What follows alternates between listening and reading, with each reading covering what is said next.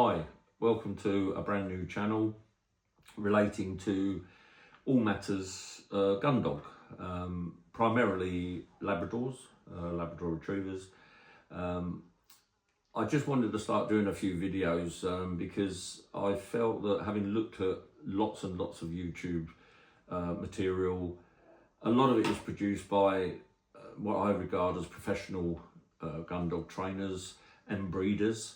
And I just felt that the majority of us are not like that. The majority of us that own gun dogs and work our dogs on the weekend shoot, whether it be beating, picking up, or as a peg dog, we train them ourselves, and we work with what we've got available to us. We haven't got fantastic facilities. We use the local park, or in my case, a local golf course to do our training. And we haven't got the luxury of picking out, say, 3 dogs out of a litter to see how they develop, and then saying, right, okay, that one looks really good, we'll keep that one, we'll sell the other 2 on. It doesn't work like that. We have our dogs, we keep them for life. We love them, and even if they don't make the grade, they stay with us, they're a family member. And that's what I feel is, 80 to 90% of gun dog owners, that's what it's about. So I just thought I'd do some videos from that perspective. I've got 4 dogs of my own, soon to be 5. I'll get another puppy in 2 weeks' time, a Labrador pup, which is again what's prompted me to do these videos. I intend to start from day 1 when I get that puppy home, and hopefully show you some of the things that I do with the dog as it develops. I'm not sponsored by any means. I have no affiliation to any gun dog manufacturer, equipment manufacturer. I have no affiliation to any particular breeder or gun dog trainer.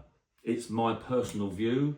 I do believe that there are lots of things that are being said which are common sense. There are basic principles in dog training, but there are also things that we interpret ourselves, and I certainly don't agree with all of the things that are being said, and I'm sure a lot of the people watching these videos will not agree with some of the things that I say. It's my personal point of view. It works for me, and it's something that I use and have used over the last 40 years of training dogs. I have a mentor. I have someone that I look to. She trains me to train my dogs. She gives me pointers where I may be going wrong. I liken it to playing golf or shooting. That you need somebody to look at you to tell you what you're doing wrong. Sometimes you think you're doing it the right way, but you need somebody to just look at you and say, well, do you realise that you're doing that or you're doing that? And sometimes that's very useful. My mentor I've known for 34 years. I don't agree with everything she says by any means, and we have some very interesting conversations. And that's the way it is. It's, some people say a Labrador is a Labrador, a Labrador. They're not. I mean, it's each dog has its own personality. They have their own characteristics. And, to give you an example, you can get a very, very shy dog. You can get a very, very bold dog. We know that's the sort of things we look for when we're choosing a puppy. Very difficult at early stages. I have a very, very timid dog, and he requires very gentle handling, which is difficult for me because I have a strong personality, and I have to be very careful not to make matters worse by being hard on him. I have to treat him gently.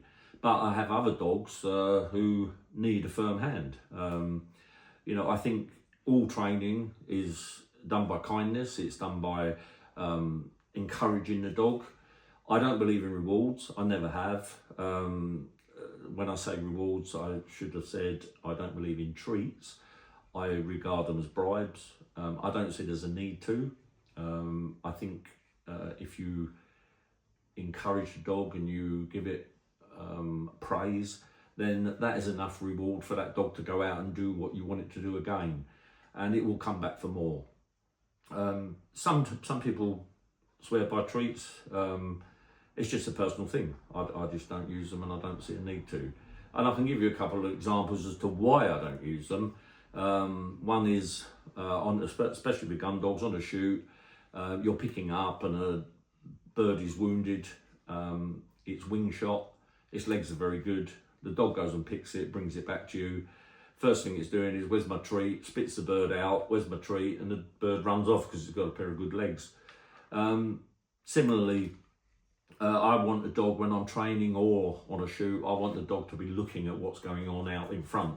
I don't want it watching my hands and seeing if I'm putting them in the pocket to give it a bit of kibble or something like that. Again, it's a personal choice. It's just something I believe in. As I say, over the coming weeks, I will be doing videos on health and welfare. I will be doing videos on my puppy and how he's developing. I will show you where I train my dogs, the facilities I've got available to me, and I will show you some of the exercises I do with my older dogs. I have a 12-year-old Cocker Spaniel. He was trained to quarter and to flush game. My mentor told me I didn't have the right temperament for a Cocker. She was absolutely right. He does my head in. I love him to bits. I wouldn't be without him, but I will not get another Cocker. I'm back to labs, and that's the way I'll stay. There's a couple of little sayings about Cockers. Cockers work to please themselves, Labradors work to please you.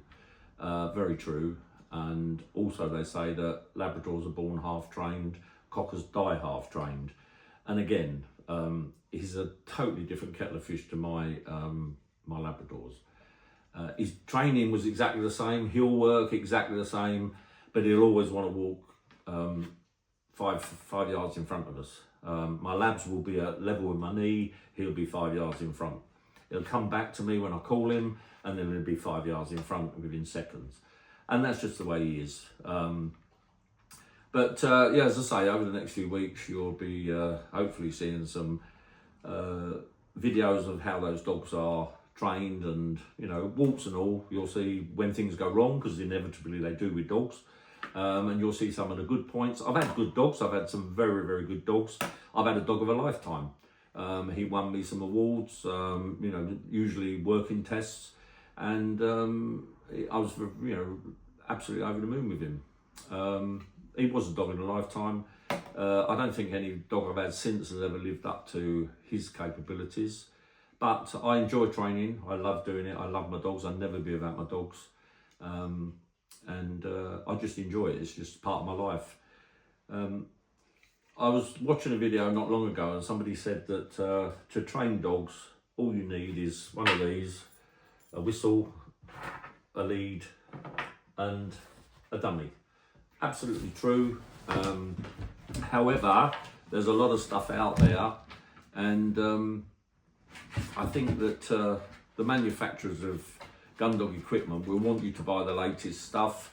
They'll always be telling you that things are improving, and gives you an edge when it comes to training your dog.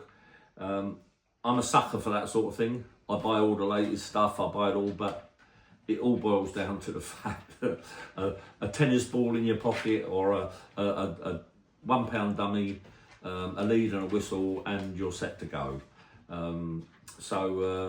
Yeah, that's a personal choice again as to whether you want the latest multi-dummy thrower, electronic dummy thrower, or a facsimile bird. Does that make a difference to the dog? I'm not so sure, but I'll try anything and see if it works.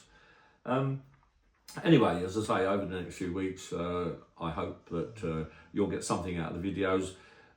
At least you'll get to comment on them, and we'll see how it goes. Okay, thanks for watching.